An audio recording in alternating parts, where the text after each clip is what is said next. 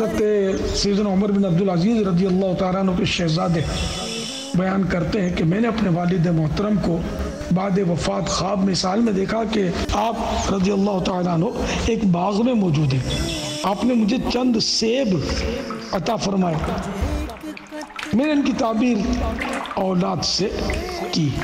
پھر میں نے عرض کی ابا جان آپ نے کس عمل کو سب سے افضل پایا؟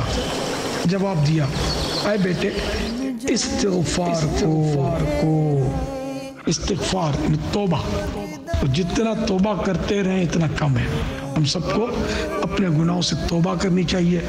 میں آپ سب کو گواہ رکھ کر اپنے تمام چھوٹے بڑے گناہوں سے توبہ کرتا ہوں. آپ بھی توبہ کیجئے.